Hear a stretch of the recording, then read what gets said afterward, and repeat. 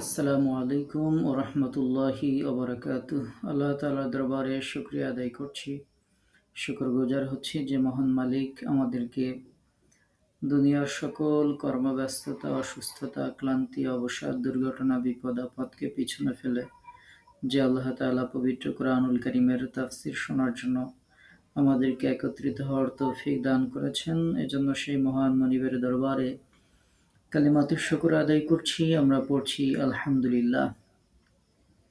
দুরুদ ও সালাম জানাচ্ছি আমাদের প্রিয় নবী সৈয়দুল মুরসালিন রাহমাতুল আলামিন সিরাজুম মুনীরা প্রিয় নবী মুহাম্মদুর রাসূলুল্লাহ। আমরা পড়ছি সাল্লাল্লাহু আলাইহি ওয়াসাল্লাম এর প্রতি আল্লাহ তাআলার কাছে প্রার্থনা করছি, মহান রব একান্ত মেহেরবানি করে আমাদের এই তাফসীর শোনাকে আমাদের দুনিয়ার জীবনে বরকত এবং পরকালীন জীবনে আল্লাহ তাআলা মুক্তি ও নাজাতের ওসিলা হিসেবে কবুল করে নিন। আমরা পড়ছি আমিন। আমরা আজকে তাফসীর শুনব পবিত্র কোরআনুল কারীমের ৭৬ নম্বর সূরা, সূরা আদ-দাহর বা সূরা আল ইনসান এর ২৩ নম্বর আয়াত থেকে শেষ পর্যন্ত, অর্থাৎ ৩১ নম্বর আয়াত পর্যন্ত ইনশাআল্লাহ। আমরা এই আয়াতগুলোর অর্থটা প্রথমে একটু জেনে নেই। আল্লাহ তাআলা বলছেন, ইন্না নাহনু নাযালনা আলাইকাল কুরআনা তানযীলা। ইন্না নিশ্চয়ই, নাহনু আমরা, নাযালনা নাজিল করেছি, আলাইকা তোমার উপর, আল কোরআন কোরআন, তানযীলা তানজিলা শব্দ অর্থ যদিও নাজিল করা, এখানে হচ্ছে ধীরে ধীরে, যে তোমার উপর এই কোরআনকে আমরা নিশ্চয়ই আমি তোমার প্রতি ধীরে ধীরে কোরআন নাজিল করেছি, নিশ্চয়ই আমি তোমার উপর অল্প অল্প করে কোরআন নাজিল করেছি।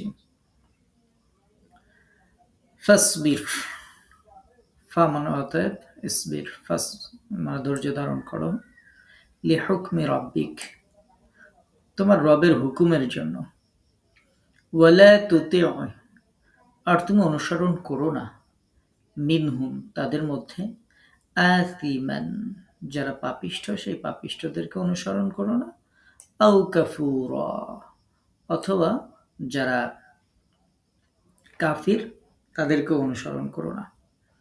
অতএব তোমার রবের হুকুমের জন্য ধৈর্য ধারণ করো এবং তাদের মধ্য থেকে কোনো পাপিষ্ঠ বা অস্বীকারীর আনুগত্য করো না।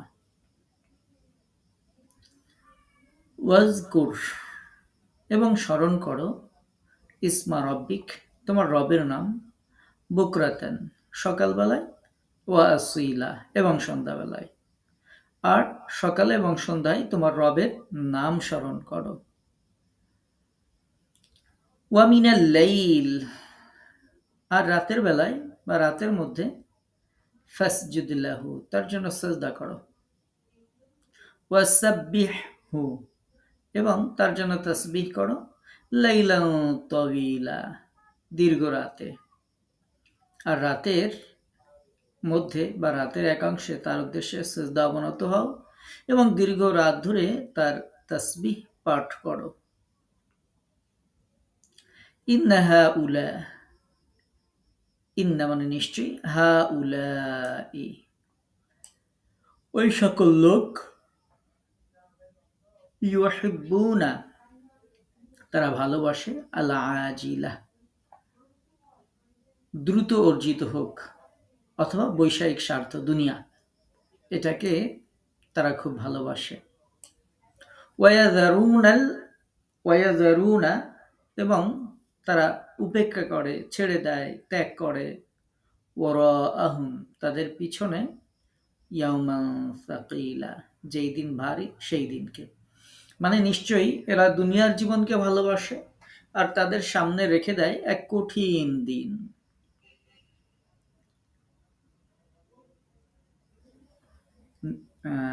তাদের সামনে যে কঠিন দিন সেই দিনকে রেখে দেয়। আচ্ছা, ওয়ারাআহুম তাহলে আমরা অর্থ করব যে তাদের সামনে, তাদের সামনের কঠিন দিনকে তারা রেখে দেয়, যে দিন তাদের সামনে আসছে। নাহনু খলাকনাকুম আমরা সৃষ্টি করেছি, নাহনু খালাকনাহুম, সরি কুম না হুম, নাহনু আমরা, খালাকনাহুম তাদেরকে সৃষ্টি করেছি, ওয়াশাদাদনা এবং আমরা সুদৃঢ় করেছি, আসরাহুম তাদের যে জুড়ে দেয়া, মানে যে গিটগুলো বলে আর কি, গ্রন্থি যেগুলো, সেগুলো শক্ত করে জুড়ে দিয়েছি। ওয়া ইদা এবং যখন শিনা আমরা চাইব, বাদ্দালনা আমরা বদল করে দেব, পরিবর্তন করে দেব, আমসালাহুম তাদের যে আকৃতি, আকৃতি বদল করে দেব, তাবদিলা পরিবর্তন করে দেব। তো আল্লাহ তাআলা বলছেন যে আমি তাদেরকে সৃষ্টি করেছি এবং তাদের গ্রন্থি শক্ত করে দিয়েছি, আর আমি চাইলে তাদের স্থানে তাদের মতো অন্য কোনো জাতি দিয়ে বা অন্য কোনো মানুষ দিয়ে পরিবর্তন করে দিতে পারি। ইন্না হাযিহি তাযকিরাহ নিশ্চয়ই এটা হচ্ছে একটা উপদেশ, এটা হচ্ছে একটা নসিহাত। ফামান শাআ আত্তাখাযা ইলা রাব্বিহি সাবিলা, ফা মানে অতএব, মান মানে যে, শাআ ইচ্ছা করে, চায়, ইত্তাখাযা সেজন্য গ্রহণ করে, ইলা রাব্বিহি তার রবের দিকে, সাবিলা পথ। সুতরাং যে চায় সে যেন তার রবের দিকে পথ ধরে, বা রবের দিকে একটি পথ সে যেন গ্রহণ করে।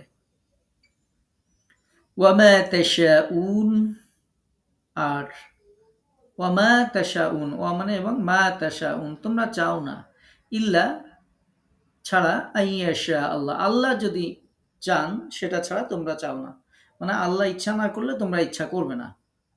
ইন্নাল্লাহা কানা আলিমান হাকিমা, ইন্নাল্লাহা নিশ্চয়ই আল্লাহ, কানা আলিমান তিনি হলেন সর্বজ্ঞ, মহাজ্ঞানী, হাকিমান তিনি হচ্ছে প্রজ্ঞাময়।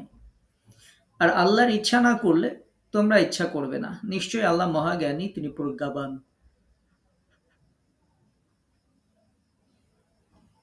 ইউদখিলু মান ইয়াশা, ইউদখিলু, ইউদখিলু তিনি প্রবেশ করান, মান ইয়াশা যাকে তিনি চান তাকে তিনি প্রবেশ করান, ফি রাহমাতিহি তার রহমতের মধ্যে, তিনি যাকে চান তাকে তার রহমতের মধ্যে প্রবেশ করান।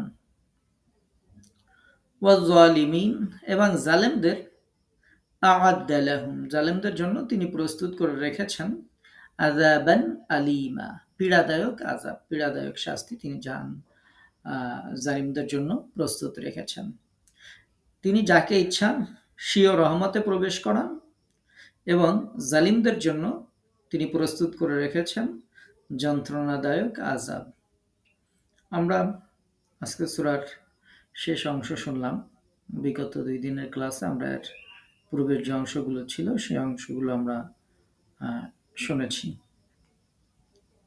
আজকের যে অংশটুকু আমরা শুনলাম সেই যে অংশটুকুর আমরা অনুবাদটা জানলাম, সেই অংশটুকু সম্পর্কে আমরা সংক্ষিপ্ত তাফসীর জানার চেষ্টা করব ইনশাআল্লাহ।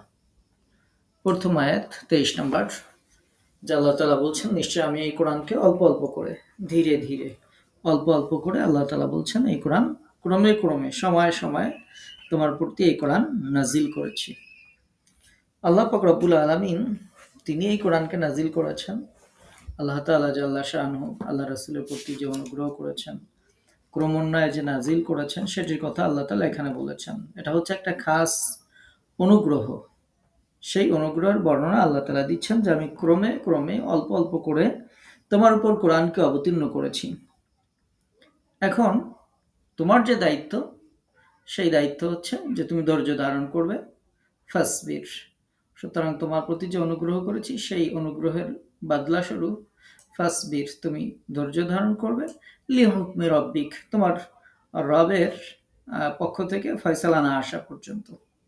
মানে তুমি ধৈর্যের ধরে তোমার কাজ করে যাবে আর ফয়সালার জন্য আল্লাহর দিকে চেয়ে থাকবে, অপেক্ষা করবে।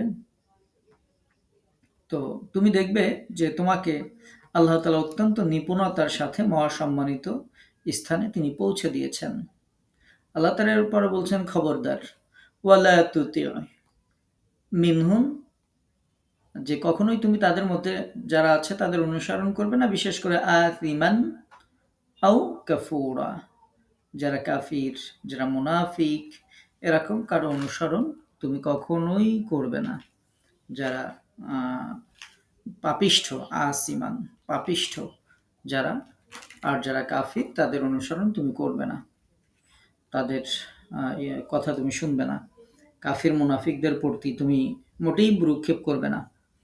তারা তোমাকে দাওয়াতের কাজে বাধা দিলেও তুমি তাদের বাধা মানবে না, বরং দাওয়াতের কাজ তুমি নিয়মিত চালিয়ে যাবে, তুমি নিরাশ এবং মনক্ষুণ্ণ হবে না। এবং আল্লাহ তাআলা বলছেন যে আমার সত্তার উপর তুমি ভরসা রাখবে, আমি তোমাকে লোকদের অনিষ্টতা থেকে রক্ষা করব এবং তোমাকে রক্ষা করার দায়িত্ব আমার। আল্লাহ তাআলা এখানে যাদের অনুসরণ করতে নিষেধ করেছেন তার মধ্যে এক শ্রেণী হচ্ছে আসিমান। এই আসিমান বলা হয় হচ্ছে যারা পাপিষ্ঠ, দুষ্কর্মশীল, যারা নাফারমান। আর একটা শব্দ হচ্ছে আউ কাফুরা। এই কাফুরা হচ্ছে ওই ব্যক্তি যার অন্তর সত্যকে প্রত্যাখ্যান করে, অস্বীকার যে করে, সেই ব্যক্তি হচ্ছে এই কাফুরা এর মধ্যে অন্তর্ভুক্ত। তাহলে আল্লাহ রাসূলকে এদের অনুসরণ করতে নিষেধ করা হচ্ছে, মানে আপনাকে আমাকেও এদের অনুসরণ করতে নিষেধ করা হচ্ছে। যারা পাপিষ্ঠ তাদের অনুসরণ করা যাবে না, যারা কাফির তাদের অনুসরণ করা যাবে না। তাহলে এই দুই আয়াতে আল্লাহ তাআলা পবিত্র কুরআনুল কারীমকে যে আল্লাহর নবী দাওয়াতের জন্য ধীরে ধীরে তিনি নাজিল করেছেন, এবং এটি যে আল্লাহর পক্ষ থেকে আগত, তিনি একমাত্র উৎস, এই দাওয়াতের বাণী সহ তিনি কোরআন নাজিল করেছেন, সেই মূল বক্তব্যগুলো এর মধ্যে রয়েছে। যে দাওয়াতের এই যে বাণী কোরআন, এর মধ্যে জোড়াতালি দেওয়া সম্ভব নয়। তিনি কোরআন নাজিল করেছেন, আর তোমার উপর ইসলামের দাওয়াত যেটা, সেটা প্রচারের দায়িত্ব তোমার উপর অর্পণ করেছেন। এবং তিনি যেহেতু এই দায়িত্ব দিয়েছেন, সুতরাং তিনি এটাতে সাফল্য মণ্ডিত না করে তিনি ছেড়ে দেবেন না। তিনি যারা এই দিনের জন্য দাওয়াতি কাজ করে, তিনি তাদেরকে অসহায় অবস্থায়ও ছেড়ে দেবেন না। যেহেতু এই দাওয়াতি কাজের দায়িত্ব তিনিই অর্পণ করেছেন, তিনি, বিশেষ করে নবীজিকে বলা হচ্ছে তিনি তার প্রতি কোরআন নাজিল করেছেন, সুতরাং তিনি তাকে একা ছেড়ে দেবেন না। তাকে বাতিল শক্তির সাথে লড়াই করতে হবে, অপশক্তির হুঙ্কারে মোকাবেলা করতে হবে, আস্ফালন থাকবে সেগুলোর মোকাবেলা করতে হবে। সেজন্য দেখা যায় যে যারা বাতিল শক্তি থাকে তারা মুসলমানদের উপর নির্যাতন চালায়, ইসলাম থেকে ফিরিয়ে নেওয়ার সব ধরনের চেষ্টা করতে থাকে। তো এবং রাসূলের সময়ও বাতিল আকীদা ছিল, সমাজ ব্যবস্থা ছিল, প্রচলিত অনেক রীতি প্রথা ছিল, সর্বাত্মক অরাজকতা ছিল, তারপরে অনাচার ছিল, একগুঁয়েমি ছিল। তারপরে বিভিন্ন সময় রাসূল করিম সাল্লাল্লাহু আলাইহি ওয়াসাল্লামকে বিভিন্ন বিষয়ে প্রচণ্ড রকমের চাপ দেওয়া হচ্ছিল। তো সেই কঠিন ও প্রাণান্তকর পরিস্থিতিতে বলা হচ্ছে যে আপোষ প্রস্তাব অগ্রাহ্য করবে, তুমি তাদের কোনো কথা শুনবে না। সেটি আল্লাহ তাআলা জাল্লা শাআনহু বলছেন যে যত কষ্ট, যত বিপদ, যত মুসিবত তোমার উপর, যত জুলুম, যত নির্যাতন, যাই কিছু আসুক না কেন, খবরদার কোনো অবস্থাতেই তুমি তাদের কাছে নত হবে না। তোমার যে দায়িত্ব সেটি হচ্ছে যে তুমি যেটি করবে সেটি হচ্ছে ফাসবির লিহুকমি রাব্বিক। তুমি তোমার রবের পক্ষ থেকে ফয়সালা আসার পর্যন্ত তুমি অপেক্ষা করবে। তুমি কখনোই তাদের কথা শুনবে না। যতক্ষণ না তোমার রবের পক্ষ থেকে কোনো নির্দেশ না আসে, সেই পর্যন্ত তুমি ধৈর্য ধারণ করবে। অর্থাৎ সবকিছুই আল্লাহ তাআলার পরিকল্পনার অধীনে। তিনি বাতিল শক্তিকে, দুষ্কর্মপরায়ণদেরকে সময় দেন, মুমিনদেরকে পরীক্ষা করেন, বিপদ মুসিবত যাচাই বাছাইয়ের কাজটিকে কখনো আল্লাহ তাআলা একটু দীর্ঘস্থায়ী করে দেন। এর পেছনে এমন নিগূঢ় রহস্য কল্যাণ নিহিত রয়েছে যা শুধু তিনিই জানেন। সেই বৃহত্তর কল্যাণের খাতিরেই তিনি নিজের পরিকল্পনা এবং সিদ্ধান্তের বাস্তবায়ন তিনিই ঘটান। সুতরাং তার পরিকল্পিত নির্ধারিত সময়টি আসা পর্যন্ত অপেক্ষা করো। বিপদ মুসিবত এলে ধৈর্য ধারণ করো। বাতিল জয়ী হয়ে যায় যাক, অপশক্তি হুঙ্কার দিতে থাকে থাক, ধৈর্য ধারণ করো। যে মহাসত্য নিয়ে তোমার উপর কোরআন নাজিল করা হয়েছে তার উপর আরো বেশি করে দৃঢ়তা অবলম্বন করো। আকীদা বিশ্বাসের প্রশ্নে যে কোনো আপোষের প্রস্তাব দেওয়া হয়েছে, তাতে রাজি না হয়ে নবীজি সাল্লাল্লাহু আলাইহি ওয়াসাল্লামকে বলা হয়েছে তুমি সমস্ত পরিস্থিতির মোকাবেলায় আপোষ না করে বরং তুমি ধৈর্য ধারণ করো। এবং খবরদার, আল্লাহ তাআলা আরো বেশি করে উল্লেখ করে দিচ্ছেন, ওয়ালা তুতি' মিনহুম আথিমান আও কাফুরা। তাদের মধ্যে যারা দুষ্কৃতি পরায়ণ, তাদের মধ্যে যারা অকৃতজ্ঞ লোক, তাদের কথা তুমি কখনোই মেনে নেবে না। অর্থাৎ তারা সকলেই পাপী, কাফের, অকৃতজ্ঞ।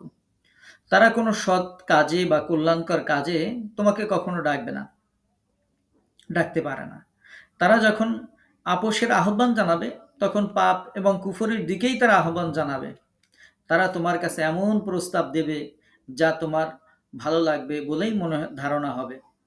তো আমরা যদি ইতিহাস দেখি, সিরাতের যে গ্রন্থগুলো যদি দেখি, তাহলে এই আয়াতের সাক্ষী আমরা পেয়ে যাই যে রাসূল সাল্লাল্লাহু আলাইহি ওয়াসাল্লামকে তারা কখনো ক্ষমতার দিকে বলেছে, তোমাকে আমরা নেতা বানিয়ে দেব, তুমি এই দাওয়াত থেকে সরে আসো। কখনো তারা বলেছে, তোমাদেরকে আমরা এই আরব উপত্যকার তোমাকে সবচেয়ে ধনী বানিয়ে দেব, তুমি এই দাওয়াত থেকে ফিরে আসো। কখনো তারা বলেছে যে এই আরব উপত্যকার সব থেকে সুন্দরী রমণী রূপসীর সাথে তোমার বিয়ে দিয়ে দেব। এভাবে রাসূল করিম সাল্লাল্লাহু আলাইহি ওয়াসাল্লামকে সেদিকেও প্রলুব্ধ করতে চেয়েছিল। তাকে বলা হয়েছে, তোমাকে আমরা সবাই নেতা হিসেবে মেনে নেব, তুমি এই দাওয়াত থেকে ফিরে আসো। এরকম আবার তাকে বলা হয়েছে, তোমাকে সবচেয়ে ধনী বানিয়ে দেব। এরকম বিভিন্ন প্রলোভন তাকে দেয়া হয়েছে। এমনকি উতবা ইবনে রাবিয়া, একজন বিখ্যাত কাফের, যার ইতিহাসের বিভিন্ন ঘটনা বিভিন্ন তাফসিরের ক্লাসে আপনারা শুনে থাকবেন। সেই উতবা ইবনে রাবিয়া, সে কি করলো? সে বলেছিল যে এই ইসলামের দাওয়াতের কাজটা তুমি একটু বাদ দাও, তাহলে তোমার সাথে আমার মেয়েকে বিয়ে দিয়ে দেব। আর কুরাইশ বংশের মধ্যে আমার মেয়েদের মতো সুন্দরী আর কারো সুন্দরী মেয়ে কুরাইশ বংশের মধ্যে নেই। তো এরকম প্রস্তাবও রাসূলকে দেয়া হয়েছিল। সাধারণত বাতিল শক্তি সর্বকালে সর্বদেশে ইসলামের দাওয়াত যারা দেয় তাদেরকে খরিদ করার জন্য, তাদেরকে হাত করার জন্য এই ধরনের বিভিন্ন ফন্দি ফিকির, বিভিন্ন টোপ দিতে থাকে। বস্তুত আল্লাহ তাআলা এই আয়াতের মাধ্যমে রাসূল করিম সাল্লাল্লাহু আলাইহি ওয়াসাল্লামকে পরীক্ষার বশায় জানিয়ে দিয়েছেন যে তাদের সাথে তোমার কোনো আপোষ হতে পারে না। কেননা তাদের জীবন পদ্ধতি আর তোমার জীবন পদ্ধতির মাঝে বিস্তর ব্যবধান রয়েছে। জীবন ও জগৎ সম্পর্কে তোমার চিন্তাধারা আর তাদের চিন্তাধারা, তোমার সত্য ন্যায়ের আদর্শ আর তাদের বাতিল মতবাদের বিশ্বাস, তোমার ঈমান আর পক্ষান্তরে তাদের কুফরি, এটার মধ্যে ব্যাপক পার্থক্য রয়েছে। তাছাড়া তোমার আলো আর তাদের হচ্ছে অন্ধকার, তুমি সত্য আর তাদের হচ্ছে জাহেলিয়াত, এর মধ্যে আকাশ এবং পাতাল ব্যবধান রয়েছে। এটা ঘুচানোর জন্য কোনো রাস্তা, পথ বা পুল তৈরি করার কোনো অবকাশ নেই। তাই সময় যত লাগুক, পথ যত দীর্ঘই হোক, নির্যাতনের মাত্রা যত বেশিই হোক, প্রলোভনের শক্তি যত কঠিন আর দুঃসহ্যই হোক না কেন, তোমাকে ধৈর্য ধারণ করেই যেতে হবে। এই ধৈর্য ধারণ করা এত কঠিন যে সাহায্য এবং রসদ ছাড়া সেই ধৈর্য ধারণ তুমি করতে পারবে না। ধৈর্য ধারণ করতে গেলেও আল্লাহর সাহায্য লাগে। আল্লাহর সাহায্য ছাড়া আমরা ধৈর্য ধারণ করতে পারি না। যাদের ধৈর্য কম, দেখবেন যদি একটু কষ্টে পড়ে তাহলে তারা আত্মহত্যা করে ফেলে। তো এই ধৈর্য ধরতে গেলেও আল্লাহর সাহায্য লাগে। এখন আল্লাহর সাহায্য কিভাবে পাওয়া যাবে? আল্লাহ পাক রব্বুল আলামিন এরপরে প্রিয় রাসূলকে সেটি জানিয়ে দিচ্ছেন। ওয়াজকুর ইসমা রাব্বিক, যে তুমি তোমার রবের নাম স্মরণ করো, বুকরাতা ওয়া আসইলা, সকালবেলায় সন্ধ্যাবেলায় তুমি তোমার রবের নাম স্মরণ করো। আর কি করবে? ওয়া মিনাল লাইলি ফাসজুদ লাহু, রাতের বেলায় তুমি তার জন্য সিজদা করবে। ওয়াসাব্বিহু লাইলান তাওয়িলা, আর দীর্ঘ রাত ব্যাপী তার জন্য তুমি তসবিহ জপবে, গুণকীর্তন করবে। এর মাধ্যমে তুমি এই সাহায্য, এই রসদ তুমি লাভ করতে পারবে। তাহলে সকাল সন্ধ্যায় আল্লাহকে স্মরণ করা, রাতে সেজদা এবং তাসবিহ হচ্ছে এর রসদ। এর মাধ্যমেই তোমার রবের সাথে তোমার সংযোগ প্রতিষ্ঠিত হবে। যিনি কোরআন নাজিল করেছেন আর যিনি এটা প্রচার জন্য দাওয়াত দিচ্ছেন, দায়ীর মাঝে আর রবের মাঝে সংযোগ প্রতিষ্ঠিত হবে। তিনি সকল সাহায্য, শক্তি এবং রসদের উৎস। রাতব্যাপী জিকির, ইবাদাত, দোয়া, তাসবির মাধ্যমে এই সংযোগ মজবুত হবে। রাস্তা অনেক দীর্ঘ, বোঝাও ভারী, তাই অনেক সাহায্য এবং রসদের প্রয়োজন। আল্লাহর সাথে বান্দার গোপন সাক্ষাতেই এই রসদ এবং সাহায্যের পাওয়ার যে পথ, সেই পথটা খুলে যাবে। বিপদ যত কঠিন হোক, মুসিবত যত বড়ই হোক না কেন, আমরা যদি এই কাজগুলো করি তাহলে আল্লাহ পাক রব্বুল আলামিন তার রহমতের ভান্ডার, রহমতের দরজা, সাহায্যের দরজা আল্লাহ পাক রব্বুল আলামিন খুলে দিবেন। এইরূপ নিভৃত সাক্ষাতে যে ঘনিষ্ঠতা এবং ভালোবাসা জন্মায়, সেটি একজন ইমানদারের সকল ক্রান্তি, অবসাদকে দূর করে দেয়। এই সাক্ষাতের মাধ্যমেই দাওয়াতের দায়িত্ব পালন, আমানতের যে বিশালত্ব, এটি উপলব্ধি করা যায়। ফলে যাবতীয় বাধা বিপদ যতই আসুক না কেন, এই দুনিয়ার বাধা বিপদ তখন এই ব্যক্তির কাছে আর কিছুই মনে হয় না, তুচ্ছ মনে হয়। তো আল্লাহ তাআলা যেহেতু দয়ালু, তাই তার বান্দা এবং নবীদেরকে যখন দাওয়াতের এই বিশাল কাজের দায়িত্ব দিয়েছেন, তার উপর বিশেষ করে প্রিয় নবীর সাল্লাল্লাহু আলাইহি সাল্লামের উপর যখন কোরআন নাজিল করলেন, তো আল্লাহ পাক রব্বুল আলামিন ভালো করেই জানেন যে আমার এই নবীর বাধা বিঘ্ন আসবে, তো তাকে বিনা সাহায্যে তিনি ছেড়ে দিতে পারেন না। আর এই সাহায্য পাওয়ার যে মাধ্যম সেটি আল্লাহ পাক রব্বুল আলামিন এই আয়াতের মধ্যে উল্লেখ করেছেন যে এই কাজগুলো যদি করো তাহলে অবশ্যই অবশ্যই তুমি আল্লাহর পক্ষ থেকে সাহায্য পেয়ে যাবে, এবং আল্লাহ তাআলার রহমত, আল্লাহ তাআলার সহযোগিতা তুমি পাবে। তাহলে যা যা করতে হবে সেটি আমরা আবারও বলছি। একটা হচ্ছে ওয়াজকুর ইসমা রব্বিক, রবের, আল্লাহ তাআলা বলছেন তোমার রবের নাম স্মরণ করো সকালবেলায় সন্ধ্যাবেলায়। তাহলে সকালবেলা সন্ধ্যাবেলায় বেশি করে জিকির আজগার করতে হবে, রাতের বেলায় সেজদা করতে হবে, দীর্ঘ সময় তাসবিহ তাহলিল করতে হবে, তাহলেই আল্লাহ তাআলার এই সাহায্য চলে আসবে। আল্লাহ পাক রব্বুল আলামিন এরপরে আল্লাহ তাআলা জাল্লা শানুহু এরপরে যেটি বলেছেন যে কেন তাদের সাথে তোমার এই বিরোধ, এই যে হক এবং বাতিল, এই হক আর বাতিলের দ্বন্দ্ব চিরন্তন। কারণটা হচ্ছে আল্লাহ তাআলা বলছেন ইন্না হাউলাই ইউহিব্বুনাল আজিলা, তারা হচ্ছে এই দুনিয়ার জীবনকে ভালোবাসে, ওয়া ইয়াযারুনা ওয়ারাআহুম ইয়াওমান সাকিলা, তাদের সামনে যে ভারী কঠিন দিন আছে সেই দিনকে তারা অবহেলা করে। তো এই জন্য মুমিনদের সাথে আর কাফিরদের সাথে কখনো একরকম জীবন পদ্ধতি বা একরকম হতে পারে না। হক এবং বাতিল কখনো এক হতে পারে না, দুইটার মধ্যে সবসময় দ্বন্দ্ব থাকবে। তো যাদের গন্তব্য অত্যন্ত কাছাকাছি, যাদের উদ্দেশ্য লক্ষ্য অত্যন্ত তুচ্ছ নগণ্য, তারা এই দুনিয়াকে নিয়েই ডুবে থাকে। যে মনে করে যে আমি লেখাপড়া করব, এটা সেটা করব, দুনিয়াতে ভালো একটা বাড়ি করব, গাড়ি করব, এই করব সেই করব, লক্ষ্য কেবল দুনিয়া কেন্দ্রিক, একেবারেই সামনে কয়েকদিনের এই দুনিয়ার জন্য। তো এটা তো একেবারেই তুচ্ছ, আমাদের দীর্ঘ হায়াতের মোকাবেলায় এটা একান্তই তুচ্ছ, এটা নগণ্য। সুতরাং যখন মানুষ একেবারেই তুচ্ছ, যেটা একেবারেই হাতের নাগালে, এটা নিয়ে যখন মানুষ ডুবে থাকে, তখন সে কি করে? সে পরকালের সেই ভয়াবহ দিনকে উপেক্ষা করে। কোনো ব্যাপারেই আল্লাহর তাদেরকে অনুসরণ না করতে নিষেধ করা হয়েছে। যে মুমিনদের জীবনের লক্ষ্য উদ্দেশ্যের সাথে তাদের জীবনের লক্ষ্য এবং উদ্দেশ্যের কোনো মিল নেই।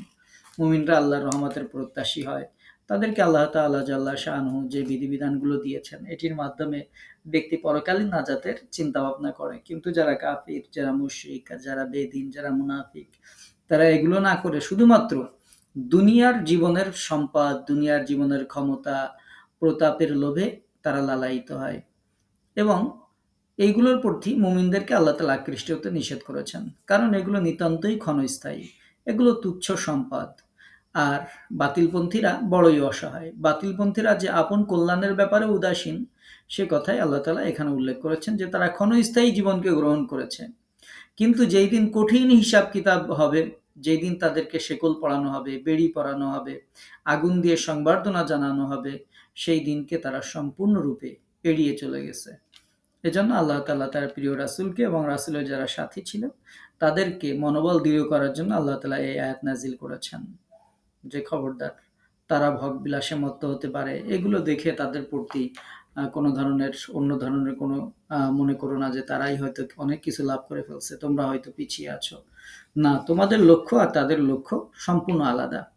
এই আয়াত যখন নাজিল হয়েছিল, মক্কার কাফেররা দের কথাই বলা হচ্ছে, যে কারণে তাদের আখলাক, আকীদা, বিশ্বাসের ক্ষেত্রে তারা গুমরাহিকে আঁকড়ে ধরতো, আর নবী সাল্লাল্লাহু আলাইহি ওয়াসাল্লাম যে সত্যের আহ্বান দিতেন এটার প্রতি তারা অমনোযোগী থাকতো।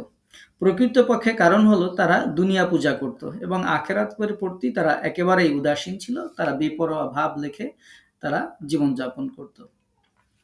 তো আল্লাহ পাক রব্বুল আলামিন এর পরের আয়াতে বলছেন যে তোমাদের এই দুইজনের জীবন পদ্ধতি তো সম্পূর্ণ আলাদা। আল্লাহ তাআলা এরপর হুঁশিয়ার করে বলছেন নাহনু খালাকনাহুম, আমি তাদেরকে সৃষ্টি করেছি, ওয়াশাদাদনা আসরাহুম, ওয়াশাদাদনা আসরাহুম, যে আল্লাহ তাআলা জাল্লা শানু বলছেন যে তাদের গঠনটাকে আমি সুদৃঢ় করে দিয়েছি, তাদের জোড়াগুলোকে আমি সুদৃঢ় করেছি। আর আমি যখন চাইবো তখন তাদের স্থানে তাদের মতো কাউকে দিয়ে পরিবর্তন করে দেব। এই আয়াতটির কয়েকটি অর্থ হতে পারে। একটি অর্থ হতে পারে যখন ইচ্ছা আমি তাদেরকে ধ্বংস করে তার স্থলে অন্য মানুষদের নিয়ে আসতে পারি, তারা তাদের কাজ, কর্ম, আচরণ এদের থেকে ভিন্ন প্রকৃতির হবে। আর দ্বিতীয় আরেকটি অর্থ হচ্ছে যখনই ইচ্ছা আমি এদের আকার, আকৃতি, গুণাবলী নিকৃষ্ট রূপে পরিবর্তন করে দিতে পারি। এটিও আল্লাহ পাক রব্বুল আলামিন বলছেন।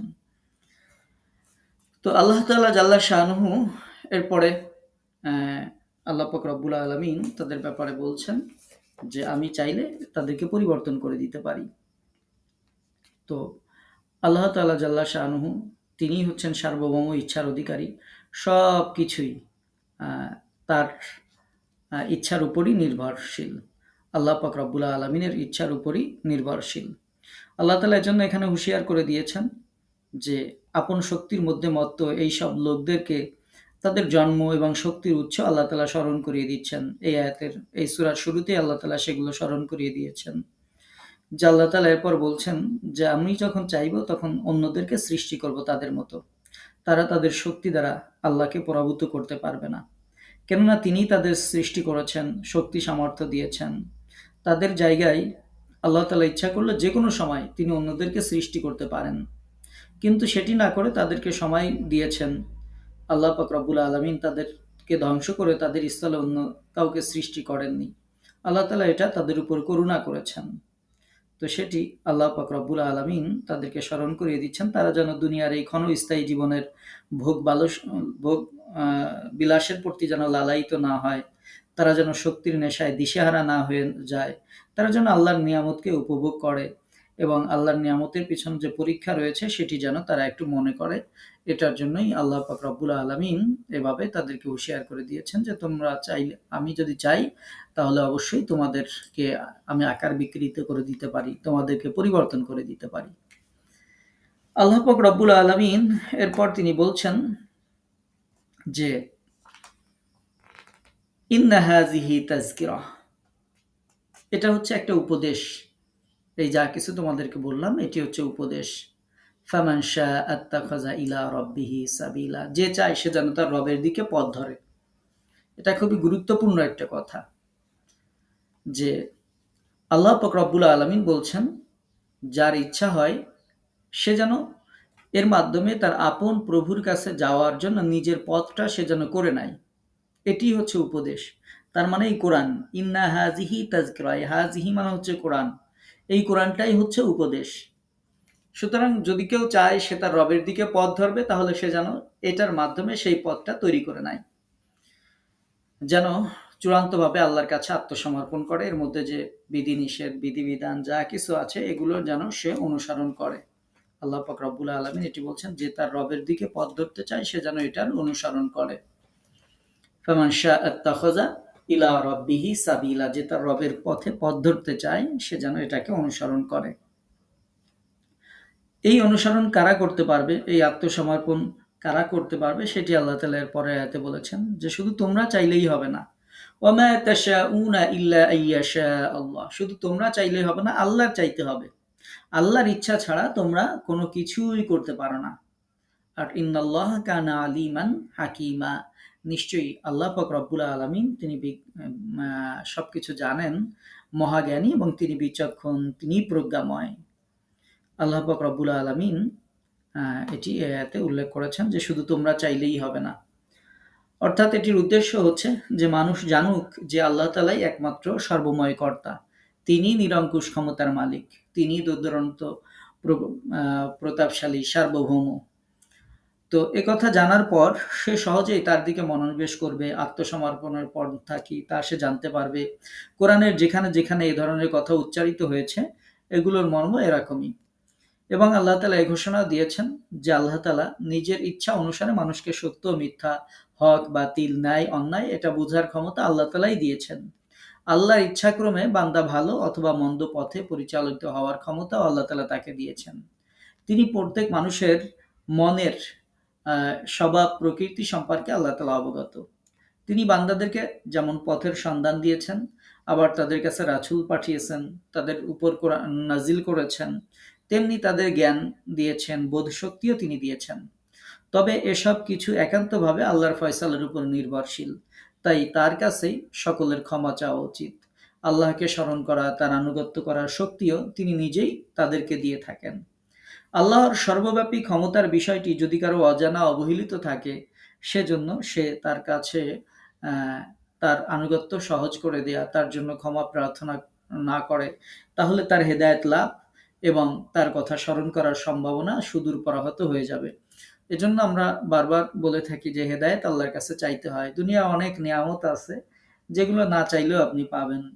দুনিয়াতে যেগুলো কম্পালসরি নিয়ামত আছে সবার জন্য আল্লাহ তাআলা রিজিকের ব্যবস্থা করে দেন, বসবাসের জন্য যা কিছু দরকার, অক্সিজেন, পানি থেকে শুরু করে সবকিছু সবার জন্য উন্মুক্ত করে দেন। কিন্তু হেদায়েত হচ্ছে এমন জিনিস যেটা চাইতে হয়, আল্লাহর কাছে চাইতে হয়। আল্লাহর কাছে যখন বান্দারা হেদায়েত চায়, তখনই আল্লাহ পাক রব্বুল আলামিন তার জন্য এই হেদায়েতের রাস্তা উন্মুক্ত করে দেন।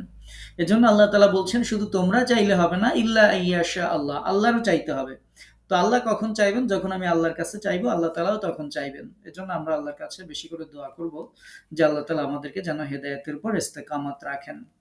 বস্তুত তিনি যা ইচ্ছা করবেন সেটা করার অবাধ ক্ষমতা তিনি রাখেন। এবং আল্লাহ তাআলা জাল্লা শাআনহু এর পরের আয়াতে সেটি বলেছেন যে ইউদখিলু মান ইয়াশাউ ফি রাহমাতিহি, আল্লাহ তাআলা যাকে ইচ্ছা করেন নিজে অনুগ্রহের অন্তর্ভুক্ত করেন। আর ওয়াজ-জালিমিনা আ'আদ্দা লাহুম আযাবান আলীমা, আর জালিমদের জন্য আল্লাহ তাআলা প্রস্তুত করে রেখেছেন যন্ত্রণাদায়ক শাস্তি। তো আল্লাহর ইচ্ছা অনুসারে যে কোনো ব্যক্তিকে আপন অনুগ্রহের আওতাভুক্ত করতে আল্লাহ তাআলা পারেন। এই ক্ষমতা, ইচ্ছা তিনি তাদের উপর প্রয়োগ করতে পারেন। তো এবং যারা এটা তিনি তাদেরকেই করে থাকেন যারা তার কাছে হেদায়েত, আনুগত্যের তৌফিক যারা কামনা করে। আর যারা জালেম তাদের জন্য তিনি যন্ত্রণাদায়ক শাস্তি প্রস্তুত করে রেখেছেন। তাদেরকে তিনি সময় দিয়ে রেখেছেন যাতে তারা এই যন্ত্রণাদায়ক শাস্তি লাভের যোগ্য হতে পারে।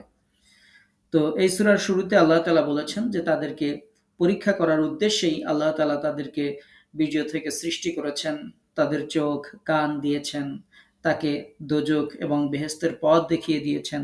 আর সূরার শেষে আল্লাহ পাক রব্বুল আলামিন আবারও সেই কথা স্মরণ করিয়ে দিচ্ছেন যে যার ইচ্ছা হয় সে যেন তার রবের পথে পথ ধরে। আর আল্লাহর ইচ্ছা ছাড়া তোমরা এটি করতে পারবে না, সেটিও আল্লাহ পাক রব্বুল আলামিন এখানে বলে দিয়েছেন। আমরা আজকের তাফসিরের মধ্যে বিশেষ কয়েকটি বিষয় আমরা জানলাম। যেমন একটি বিষয় হচ্ছে যে আমরা আল্লাহর সাহায্য কিভাবে পাবো, দুনিয়ার এই পরীক্ষা, বিপদ আপদ যা কিছু, এটা থেকে কিভাবে আমরা সাহায্য পাবো। সাহায্য পাওয়ার মাধ্যম আল্লাহ তাআলা উল্লেখ করেছেন। প্রথমে যে আয়াতটি ছিল সেখানে আল্লাহ তাআলা রাসূলের প্রতি অনুগ্রহের কথা বলেছেন, কোরআন ধীরে ধীরে নাজিল করা হয়েছে। এবং তার পরের আয়াতেই আল্লাহ পাক রব্বুল আলামিন আমাদের ধৈর্য ধারণ করার কথা বলেছেন, যে জীবনের সকল অবস্থায় ঈমানের উপর ইস্তেকামত থাকতে গেলে ধৈর্য ধারণ করতে হবে। আর কোনো অবস্থাতেই যারা পাপী মানুষ, যারা কাফের, তাদের অনুসরণ করা যাবে না। তাহলে অনুসরণ কার করব? অনুসরণ করব যারা ঈমানদার, যারা মুত্তাকি, যারা মুমিন, যারা সত্যবাদী, যারা সালেহ, যারা, তাদের অনুসরণ করতে হবে। আল্লাহ তাআলা বলছেন ওয়ালা তুতি মিনহুম আথিমান আও কাফুরা, যারা পাপিষ্ঠ তাদের অনুসরণ করবে না, কাফিরদের অনুসরণ করবে না। এরপরে আল্লাহ পাক রব্বুল আলামিন সেই সাহায্য পাওয়ার যে মাধ্যম সেটি আল্লাহ তাআলা বর্ণনা করেছেন। আল্লাহ রাসূলের উপর যেমন বিপদ আপদ, বালা মুসিবত অনেক কিছু আসতো, আপনার আমার জীবনেও আসবে। আমাদের জীবনটাও সহজ নয়, আমাদের জীবনে বিভিন্ন পরিস্থিতি আসবে। তো এই পরিস্থিতিতে আমরা আল্লাহর সাহায্য কিভাবে পাবো, আল্লাহ তাআলা সেটি বলে দিয়েছেন যে তোমরা তোমাদের রবের নাম স্মরণ করবে, সন্ধ্যাবেলায় সকালবেলায় বেশি করে তোমার রবের নাম স্মরণ করবে। আর রাতের বেলায় বেশি করে সেজদা দিবে, বিশেষ করে রাতের বেলায় সেজদা দিবে। আর কি করবে? ওয়াসাব্বিহহু লাইলান তাওয়িলা, রাতের একটা দীর্ঘ সময় আল্লাহর জন্য জিকির আজগার করবে, তাসবিহ পড়বে। তো এটা যদি করতে পারো তাহলে তোমার রব তোমার উপর রহমত নাজিল করবেন, রব তোমার জন্য সাহায্যের হাত বাড়িয়ে দিবেন। তো বিপদে পড়লে আমরা এটা হাই হুতাশ করি, এই করি তা করি, কিন্তু আল্লাহ তাআলা সাজেশন দিয়েছেন যে কি করতে হবে। তো আমরা যদি এটা ফলো করি, আল্লাহ পাক রব্বুল আলামিন আমাদের দুনিয়ার জীবনকেও সহজ করে দিবেন। এটা আপনাদেরকে সূরা মুজাম্মিলের তাফসীর যখন শুনিয়েছি, তারপর সেখানে ছিল। তারপরে সূরা বানী ইসরাঈলের মধ্যে আল্লাহ তাআলা বলছেন ওয়া মিনাল লাইলি ফাতাহাজ্জাদ বিহি নাফিলাতাল লাক আসা আন ইয়াবআসাকা রাব্বুকা মাকামান মাহমুদা। আল্লাহ তাআলা বলছেন রাতের কিছু অংশে তাহাজ্জুদ সালাত কায়েম করো, এটা তোমার এক অতিরিক্ত কর্তব্য। আশা করা যায় তোমার রব তোমাকে প্রতিষ্ঠিত করবেন প্রশংসিত স্থানে। এই যে রাতের ইবাদতের কথা এই সূরাতে শুনছি, এটা সূরা বানী ইসরাঈলে আছে। সূরা মুজাম্মিল আপনাদেরকে শুনিয়েছি, সূরা মুজাম্মিলের মধ্যে আছে। সূরা মুজাম্মিলের মধ্যেও আল্লাহ তাআলা বলছেন ইয়া আইয়ুহাল মুজাম্মিল, কুমিল লাইল ইল্লা কালিলা নিসফাহু আও ইনকুস মিনহু কালিলা আও জিদ আলাইহি ওয়ারাত্তিলিল কুরআনা তারতিলা। আল্লাহ তাআলা বলছেন, হে বস্ত্রাবৃত, রাত্রি জাগরণ করো কিছু অংশ ব্যতীত, অর্ধরাত কিংবা তদপেক্ষা কিছু কম, তদপেক্ষা বেশি। আর কোরআন আবৃত্তি করো ধীরে ধীরে, স্পষ্ট, সুন্দরভাবে। তার মানে রাতের বেলায় যে নামাজ, রাতের বেলায় যে তেলাওয়াত, রাতের বেলায় যে তাসবিহ, এই তাসবিহ, জিকির, আজগার যা কিছু, এটি হচ্ছে আমাদের আল্লাহর সাহায্য পাওয়ার মাধ্যম এবং মর্যাদাকে উন্নীত করার মাধ্যম। আল্লাহ তাআলা সেটি বলেছেন, সকাল সন্ধ্যায় আল্লাহর জিকির করো, রাতের বেলায় সেজদা করো এবং দীর্ঘ সময় আল্লাহ পাক রব্বুল আলামিনের প্রশংসা জ্ঞাপন করো।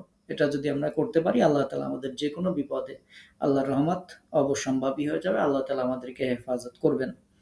বাইরে এদিক সেদিক, এর কাছে ওর কাছে না দৌড়াবে, আল্লাহ তাআলা যে সাজেশন দিয়েছেন সেই সাজেশন যদি আমরা ফলো করতে পারি, আল্লাহ পাক রব্বুল আলামিন ইনশাআল্লাহ আমাদের সমস্ত কষ্ট, সমস্ত বিপদ আপদ, মানুষের সকল শত্রুতা যা কিছু আছে সব কিছু থেকে আল্লাহ তাআলা আমাদেরকে ইনশাআল্লাহ হেফাজত করবেন। এরপর আল্লাহ পাক রব্বুল আলামিন যারা হকপন্থী, যারা বাতিলপন্থী, তাদের কথা আল্লাহ তাআলা বলে দিয়েছেন। যারা হকপন্থী, তোমরা চাও আখেরাত কেন্দ্রিক জীবনযাপন করো, আর যারা বাতিলপন্থী তারা শুধুমাত্র দুনিয়ার এই সাময়িক ক্ষণস্থায়ী জীবন কেন্দ্রিক তারা জীবনযাপন করে। তো সুতরাং এটা থেকে আমাদের শিক্ষা হচ্ছে যে আমরা আখেরাত কেন্দ্রিক জীবনযাপন করব। এটি আমাদের শিক্ষা। আল্লাহ তাআলা বলছেন যে তারা পরকালের যে কঠিন দিন, সেই দিনকে তারা পেছনে ফেলে দেয়, বা সামনে যে দিন আসতেছে সেটাকে তারা ভুলে থাকে। তো আল্লাহ পাক রব্বুল আলামিন বলেছেন যে এটি হচ্ছে উপদেশ। এর আগের আয়াতে আল্লাহ তাআলা বলেছেন, যার ইচ্ছা হয় সে যেন তার রবের পথে পথ ধরে। তো আল্লাহ তাআলা যেহেতু বলেছেন যার ইচ্ছা হয় সে যেন তার রবের পথে পথ ধরে, সুতরাং আমাদের দায়িত্ব হচ্ছে যে ফামান শাআ আত্তাখাযা ইলা রাব্বিহি সাবিলা। আল্লাহ তাআলা বলছেন যার ইচ্ছা হয় সে যেন রবের পথে পথ ধরে। এই রবের পথে পথ ধরা আপনার আমার আমাদের সকলের দায়িত্ব, যে আমাদের পথটা হবে রবের পথ। তো সেই পথ আমরা কিভাবে ধরবো? ইন্না হাযিহি তাযকিরা। আল্লাহ তাআলা বলছেন এই কোরআনটাই হচ্ছে উপদেশ, এই কোরআনের অনুসরণ করতে হবে। সুতরাং কোরআনের সাথে আমরা যতটুকু সময় থাকতে পারি, সেটা হোক কোরআন তেলাওয়াত, হোক সেটা কোরআন শোনা, হোক সেটা তাফসির শোনা, হোক সেটা কোরআন পড়া, যেটাই হোক না কেন কোরআনের সাথে থাকতে হবে। কোরআনের মধ্যে যেটা আল্লাহ তাআলা বলেছেন সেটি পালন করার চেষ্টা করতে হবে, তাহলেই আমরা এই উপদেশগুলো গ্রহণ করতে পারবো। আর আল্লাহ তাআলার জন্যই বলেছেন যার ইচ্ছা হয় সে যেন এই পথ ধরে। তো আমরা সেই পথই ধরবো ইনশাআল্লাহ, যেই পথ কোরআনের, যেই পথ হেদায়েতের, যেই পথ রাসূলের। আল্লাহ তাআলা যেন সেই পথে আমাদেরকে কবুল করেন। আমরা পড়ছি আমিন। এবং আল্লাহর কাছে আমরা বেশি করে হেদায়েত চাইবো, আল্লাহর কাছে রহমত চাইবো, কারণ আল্লাহ তাআলা বলছেন তোমাদের ইচ্ছায় কাজ হবে না যতক্ষণ আল্লাহ ইচ্ছা না করেন। সুতরাং আল্লাহর কাছে আমরা হেদায়েত চাইবো, হেদায়েতের উপর ইস্তেকামত থাকার জন্য আল্লাহর কাছে প্রার্থনা করব। যা কিছু চাওয়া যায় সবকিছু আমরা আল্লাহর কাছে চাইবো, তাহলে আল্লাহ তাআলা সেগুলো আমাদেরকে দান করবেন ইনশাআল্লাহ। আর যদি কোনো অবস্থাতে আমরা এটা থেকে দূরে সরে যাই, তাহলে আল্লাহ তাআলা বলেছেন যারা আল্লাহ তাআলা যাকে ইচ্ছা করেন তাকে তার রহমতের চাদরে আবৃত করেন, তাকে ফি রহমাতি, তার রহমতের মধ্যে তাকে নিয়ে নেন, যাকে আল্লাহ তাআলা ইচ্ছা করেন। তো সুতরাং আমরা যদি আল্লাহর কাছে দোয়া করতে থাকি, আমরা আশা নয় বরং বিশ্বাস করি আল্লাহ পাক রব্বুল আলামিন যাদেরকে তার রহমতের চাদরে আবৃত করবেন, যাদেরকে আল্লাহ তাআলা বলছেন ইউদখিলু মাইয়াশাউ ফি রাহমাতি, আল্লাহ যাকে ইচ্ছা করেন তাকেই তার রহমতের মধ্যে নিয়ে নেন। আমরা যদি এটা সহজ অর্থ করি, তো আমরা আল্লাহ সেই রহমতের মধ্যেই যেতে চাই। আল্লাহ যেন আপনাকে, আমাকে, আমাদের সকলকে আল্লাহ তাআলা যেন সেই রহমতের মধ্যে আল্লাহ তাআলা নিয়ে নেন। আল্লাহ তাআলা এর পরে যাদের কথা বলেছেন তাদের থেকে যেন আমাদেরকে হেফাজত করেন। আল্লাহ তাআলা বলছেন ওয়াজ-জালিমিনা আ'আদ্দা লাহুম আযাবান আলীমা, কিন্তু যারা জালিম, যারা পাপাচারী, যারা সীমা লঙ্ঘনকারী, তাদের জন্য যন্ত্রণাদায়ক শাস্তি প্রস্তুত রয়েছে। তো আমরা এই সূরাতে যা কিছু শুনলাম, গতদিন আমরা জান্নাতের বর্ণনা সম্বলিত বিস্তারিত আলোচনা আমরা শুনেছিলাম। আল্লাহর কাছে আমরা দোয়া করবো আল্লাহ সেগুলো যেন আমাদের জন্য কবুল করেন। আজকে যা কিছু শুনলাম এটা থেকে শিক্ষা নিয়ে আমরা যেন আমাদের জীবনকে পরিচালনা করতে পারি, আল্লাহ তাআলা সেই তৌফিক আমাদেরকে দান করেন। আমরা পড়ছি আমিন। ওয়া মা তাওফীক ইল্লা বিল্লাহ। কারো কোনো প্রশ্ন আছে?